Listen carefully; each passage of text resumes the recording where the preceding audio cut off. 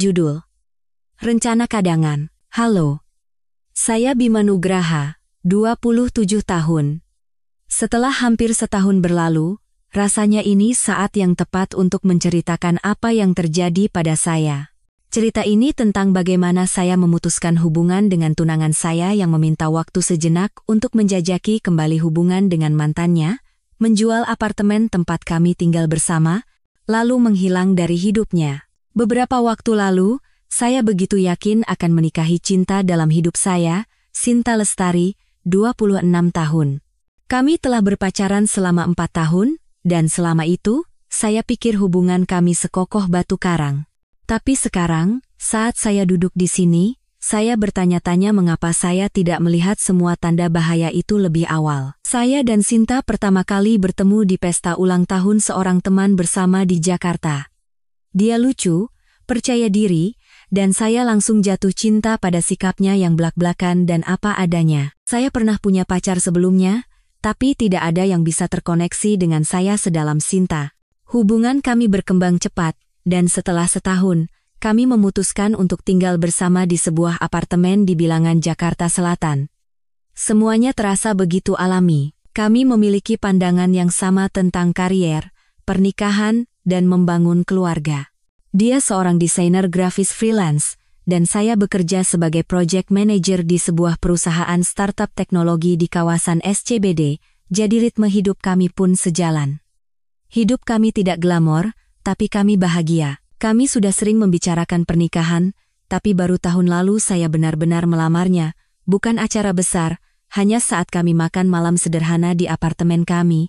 Sinta terlihat sangat terharu. Dia menangis, memeluk saya, dan tentu saja berkata ya. Malam itu, kami mulai merancang masa depan kami, pernikahan di musim kemarau, dengan tamu terbatas, di sebuah venue kecil yang indah dengan pemandangan danau di Bandung, segalanya tampak sempurna. Setidaknya, itulah yang saya pikirkan. Tanda bahaya pertama sangat kecil dan mudah diabaikan. Retakan-retakan tersembunyi yang saya paksa diri saya untuk tidak pedulikan. Contohnya, antusiasme Sinta terhadap persiapan pernikahan memudar setelah beberapa bulan. Awalnya, dia sangat bersemangat, mengirimi saya board dari Bright Story, mencari-cari gaun pengantin, dan menanyakan hal-hal detail seperti apakah bunga lili atau mawar yang lebih bagus untuk dekorasi. Tapi tiba-tiba, semua itu berhenti. Jika saya bertanya, "Sayang, sudah tentukan siapa saja bridesmaid-nya?" Dia akan menjawab acuh tak acuh, "Masih kupikirin." Hal yang sama berlaku untuk gaun, kue, dan lagu pernikahan. Semua keputusan yang dulu kami diskusikan dengan gembira kini menjadi sesuatu yang sepertinya ingin dia tunda. "Nanti aja, kan masih banyak waktu," katanya seringkali. Pernikahan terasa seperti agenda nomor 2. Saat itu, saya menghibur diri dengan berpikir ini hanya karena stres. Persiapan pernikahan memang bisa membuat siapa saja kewalahan. Lagi pula, pekerjaan Sinta juga sedang banyak, saya pikir dia akan kembali bersemangat. Yang tidak saya sadari adalah, bukan hanya semangatnya untuk pernikahan yang memudar, tapi juga untuk kami. Pukulan telak yang sesungguhnya datang suatu malam saat kami sedang kumpul-kumpul dengan teman-teman. Seseorang memunculkan ide permainan konyol dari TikTok yang sedang tren. Mungkin Anda pernah melihatnya. Permainan di mana Anda harus menjawab pertanyaan pribadi tanpa menunjukkan emosi atau menghakimi. Semua berjalan lancar sampai seseorang bertanya, "Kalau kalian bisa mengulang satu hubungan dari masa lalu, kalian pilih siapa?" Tanpa ragu, Sinta menjawab, "Mungkin sama Mas Randy Pratama. Mantan pacarnya semasa kuliah. Pria yang dulu mengkhianatinya dengan begitu parah." Saat dia menyebut nama itu, suasana ruangan menjadi hening canggung. Dia mencoba memperbaikinya dengan tawa gugup, "Maksudku bukan mau balikan atau apa, cuma ya, dia bagian penting dari masa laluku aja." Saya ingin sekali langsung mengonfrontasinya, tapi saya menahan diri di depan teman-teman. Nanti, saat kami hanya berdua, saya bertanya padanya, "Soal Mas Randy tadi, maksudnya apa? Kenapa dari semua hubungan, kamu sebut hubungan itu yang mau kamu ulangi?" Dia mengangkat bahu seolah itu bukan apa-apa. "Itu kan cuma game iseng, Bim, jangan dianggap serius." Dia tertawa dan mengalihkan pembicaraan. Saya tidak ingin memulai pertengkaran karena hal sepele, jadi saya biarkan saja. Tapi jauh di dalam hati, kata-kata itu terus menghantui saya. Setelah malam itu, perilakunya semakin sulit diabaikan. Dia jadi lebih sering menatap ponselnya, kadang tersenyum aneh saat membaca pesan WhatsApp. Dia mulai membatalkan janji atau memberikan alasan yang tidak jelas di menit-menit terakhir. Maaf, kayaknya aku harus lembur malam ini, atau weekend ini aku udah janji mau ke rumah ibu. Alasan-alasannya sendiri tidak mencurigakan, tapi frekuensinya semakin sering. Saya merasa seperti bukan lagi prioritasnya. Lalu tibalah malam Jumat yang mengubah segalanya. Saya pulang kerja lebih awal, bersemangat untuk menghabiskan malam dengan Sinta. Rencananya, kami akan pesan GoFood dan maraton serial TV yang tertinggal. Saya masuk ke apartemen mengharapkan malam yang tenang, tapi suasananya terasa aneh. Dia duduk di sofa dengan laptop di pangkuannya, tapi sepertinya tidak sedang bekerja. Dia hanya menatap layar dengan pandangan kosong. Aku pulang, kataku, mencoba memecah ketegangan. Tumben cepat, jawabnya, seolah kepulangan saya adalah hal yang buruk. Saya mencoba mengabaikannya dan berjalan ke dapur untuk menyiapkan makan malam. Tapi keheningan di apartemen itu terasa menyesakkan. Biasanya, dia akan bertanya bagaimana hari saya atau bercerita tentang harinya. Malam itu, tidak ada apa-apa. Akhirnya, saya berbalik dan bertanya, ada masalah? Dia menutup laptopnya dan menatap saya. Sebenarnya, ada yang mau aku omongin. Seketika, perut saya terasa mulas. Perasaan ketika Anda tahu sesuatu yang buruk akan terjadi, tapi Anda tidak bisa menghentikannya. Saya hanya berdiri di sana seperti orang bodoh dengan spatula di tangan. Saya mendekat dan duduk di seberangnya. Ya, kataku, ada apa? Dia ragu-ragu sejenak, seolah mencari kata-kata yang tepat. Lalu dia mengatakannya, aku sudah memikirkan tentang hubungan kita, dan tentang Mas Randy. Sumpah, saya hampir tertawa. Mas Randy, serius? Apa hubungannya dia dengan kita? Dia menggigit bibirnya, menghindari tatapan saya. Kurasa, aku butuh waktu untuk berpikir. Aku mau ambil waktu sejenak untuk memastikan apakah masih ada sesuatu antara aku dan dia. Saya tidak percaya dengan apa yang saya dengar. Ambil waktu sejenak untuk pacaran sama mantanmu? Kamu sadar nggak sih, Sin? Kita ini sudah tunangan. Bukan begitu, jawabnya cepat, seolah itu bisa memperbaiki situasi. Aku cuma mau memastikan kalau pilihanku untuk bersamamu itu pilihan yang tepat, dan kalau ternyata nggak berhasil, aku janji, aku akan kembali. Saat itulah, saya menyadari betapa kurang ajarnya dia. Dia berpikir saya akan diam saja menunggunya memutuskan apakah saya cukup baik untuk dipilih. Pada momen itu, sesuatu dalam diri saya berubah. Saya tidak berteriak atau meledak, saya hanya duduk di sana, menatapnya, dan bertanya-tanya bagaimana bisa saya begitu buta selama ini. Awalnya, saya tidak tahu harus berkata apa. Tunangan saya baru saja memberitahu saya bahwa dia ingin istirahat sejenak untuk melihat apakah dia bisa balikan dengan mantannya.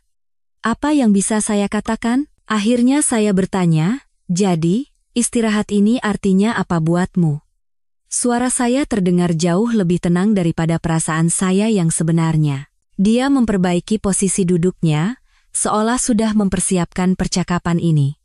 Aku pikir kita butuh ruang untuk menata pikiran masing-masing.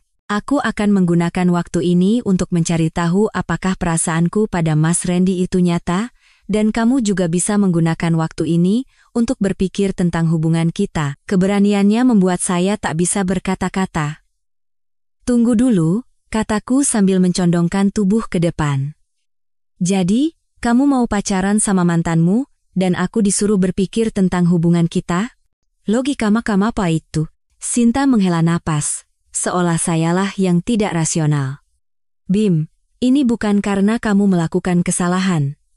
Ini masalahku, aku hanya perlu mencari tahu apa yang sebenarnya aku inginkan. Dia sepertinya sudah melatih kata-kata ini. Nada bicaranya, caranya menghindari tatapan saya. Seolah semua ini sudah dia putuskan, dan dia hanya ingin saya menerimanya. Kamu tahu ini gila, kan? Gumamku. Kamu tidak bisa menempatkan tunanganmu dalam posisi menunggu sementara kamu bermain bagaimana jika dengan pria yang dulu memperlakukanmu seperti sampah. Wajahnya mengeras, dan untuk pertama kalinya saya melihat betapa keras kepalanya dia. Aku tidak meminta izinmu, Bim. Aku memberitahumu apa yang aku butuhkan. Kata-kata itu terasa berbeda. Saya tidak lagi sedih. Saya marah. Saya bangkit dan mulai berjalan mondar-mandir di ruangan untuk menenangkan diri. Jadi apa, Sin? Kamu mau langsung kemasi barang-barangmu dan pindah ke tempat Mas Randy? Itu rencanamu? Bukan, sanggahnya tegas. Bukan seperti itu. Aku belum tahu bagaimana nantinya, tapi aku butuh kejelasan sebelum kita melangkah lebih jauh. Aku punya kewajiban pada diriku sendiri untuk memastikan aku membuat keputusan yang benar. Kewajiban pada dirimu sendiri? Tanyaku sinis. Lalu bagaimana dengan kewajibanmu padaku? Kita ini tunangan, Sinta. Kita sepakat untuk membangun hidup bersama. Dan sekarang kamu bilang kamu perlu mencoba mantanmu dulu untuk memastikan apakah aku cukup baik? Aku tidak pernah bilang kamu tidak cukup baik, suaranya meninggi. Tapi kalau kita mau menghabiskan sisa hidup kita bersama, aku harus yakin.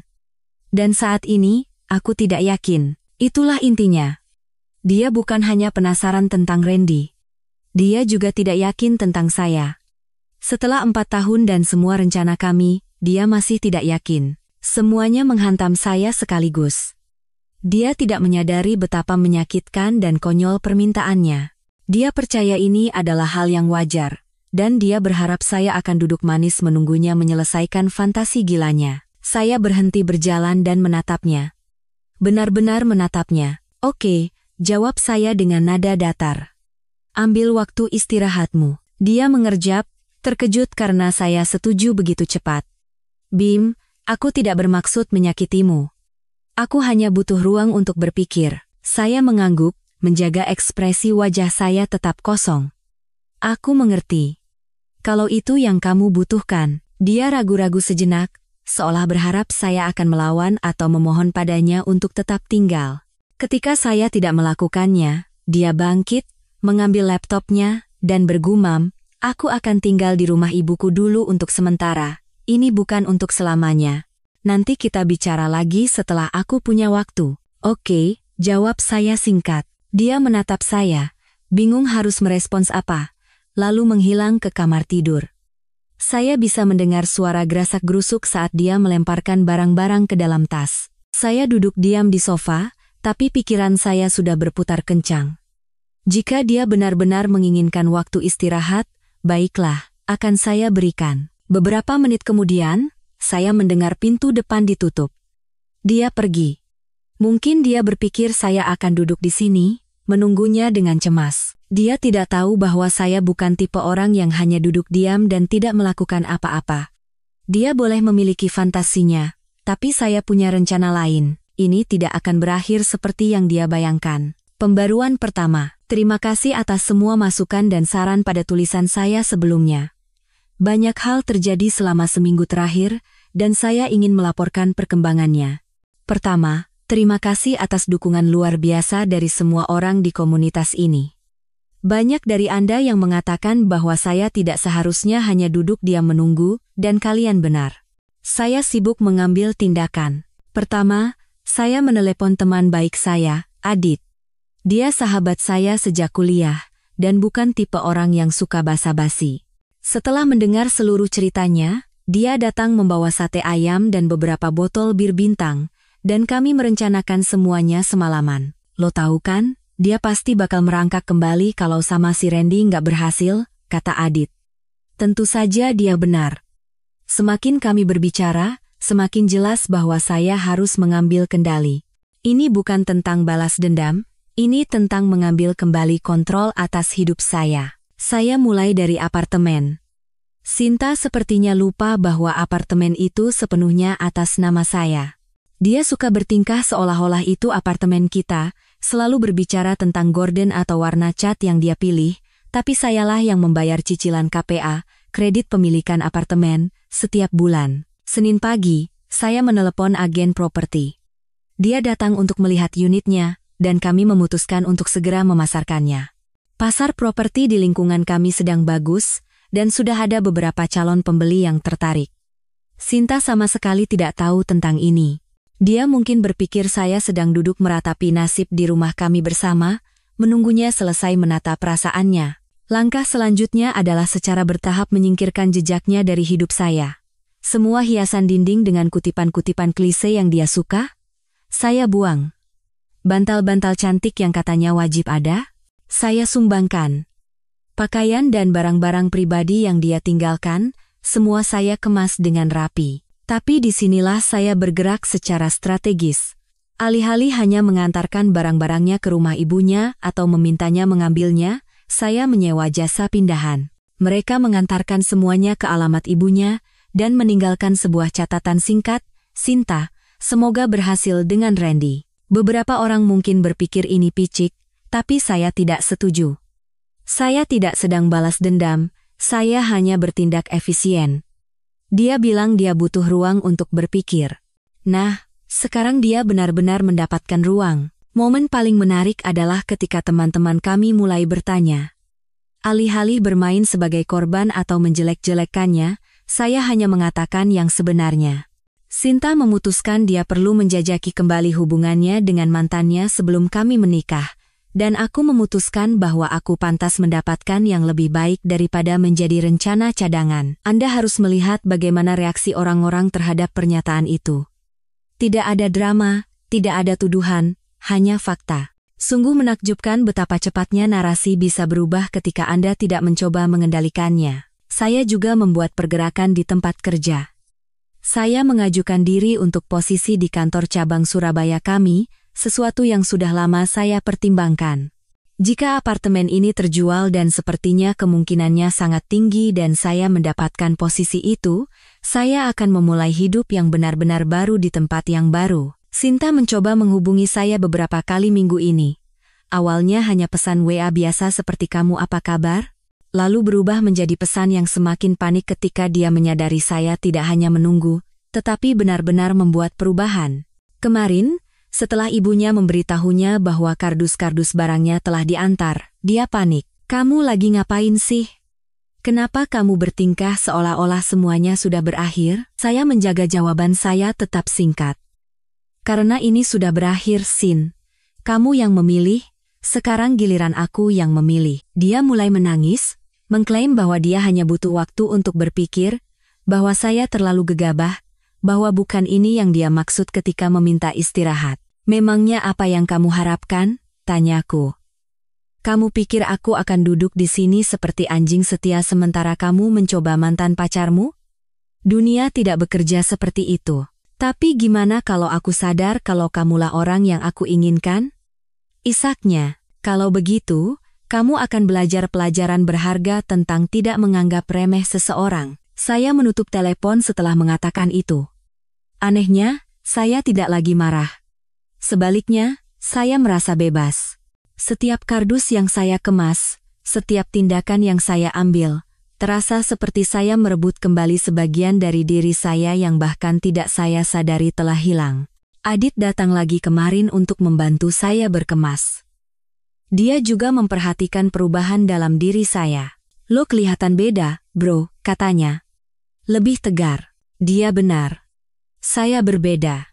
Ketika Sinta pertama kali mengungkapkan keinginannya untuk mengejar Randy, saya merasa dunia saya runtuh. Sekarang saya sadar, dunia saya tidak runtuh, realitas palsu yang saya tinggali akhirnya hancur. Pembaruan kedua. Ingat saya bilang saya melamar posisi di kantor cabang Surabaya? Nah, saya diterima. Waktunya tidak bisa lebih sempurna lagi. Apartemen sudah deal terjual, dan serah terima kunci akan dilakukan bulan depan. Tapi ini baru permulaan. Yang paling menarik adalah bagaimana ekspedisi Randy Sinta berjalan. Melalui teman-teman kami, saya mendengar bahwa reuni penuh gairah mereka jauh dari dongeng yang dia bayangkan. Rupanya, 4 tahun tidak mengubah Randy. Dia masih pria tidak bisa diandalkan yang sama yang dulu mengkhianatinya di masa kuliah. Tapi disinilah bagian serunya. Sinta mencoba mengendalikan opini publik di media sosial. Dia mulai memposting kutipan-kutipan samar dan emosional di Instagram tentang perjalanan menemukan jati diri atau mengikuti kata hati. Jadi, saya memutuskan untuk memainkan permainan yang sama, tapi dengan sedikit sentuhan berbeda. Saya membuat satu postingan yang hanya berisi fakta, pembaruan hidup.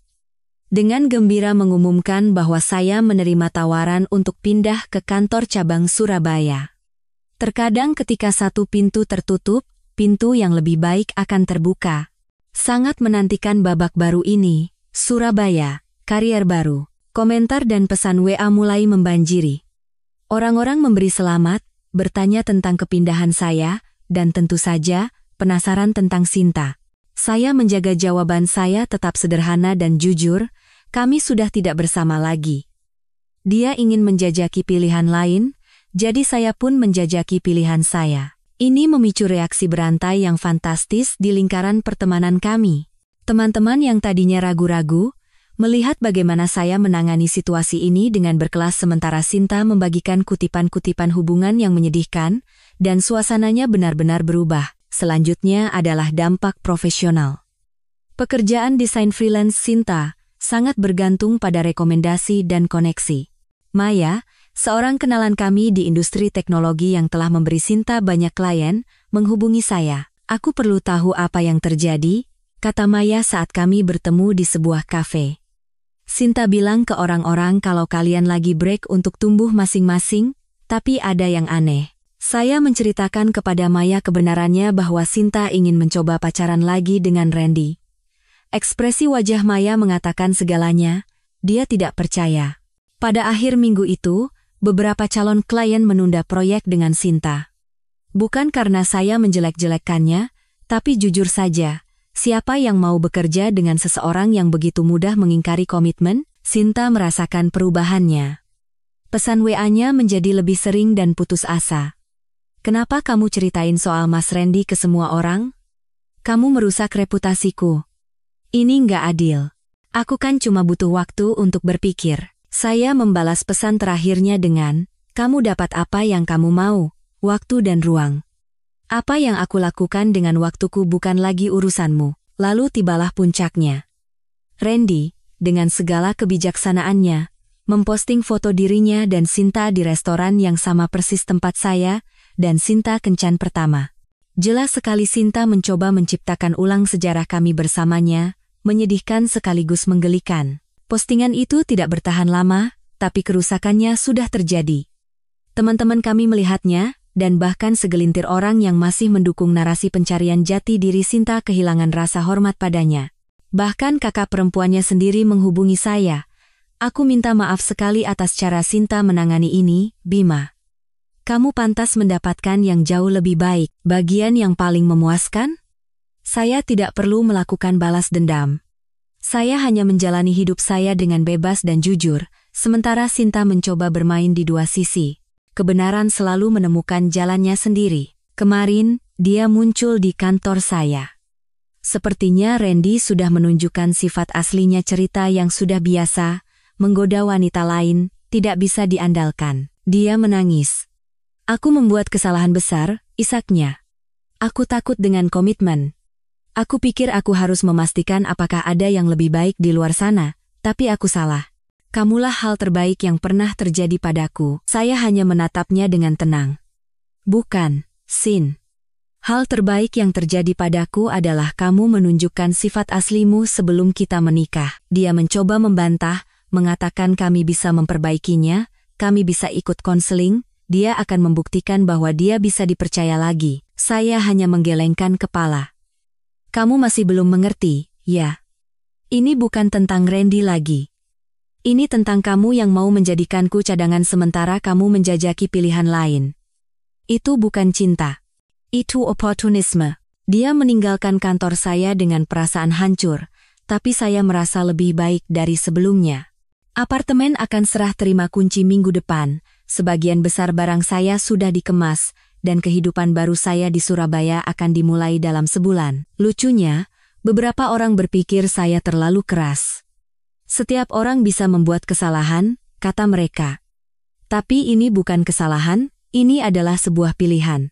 Setiap kali dia mengirim pesan ke Randy, setiap kali dia berbohong tentang keberadaannya, setiap saat dia merencanakan untuk menunda hubungan kami, semua itu adalah pilihan, pembaruan terakhir.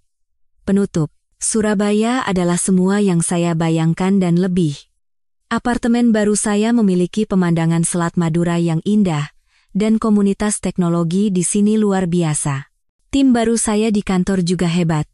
Sungguh menyegarkan berada di antara orang-orang yang mengutamakan pertumbuhan dan inovasi daripada drama. Tapi pertama-tama, biarkan saya memberitahu Anda bagaimana semuanya berakhir di Jakarta. Proses serah terima kunci berjalan lancar, dan apartemen itu terjual dengan harga di atas penawaran. Menarik melihat reaksi Sinta ketika dia mengetahuinya dari teman-teman kami.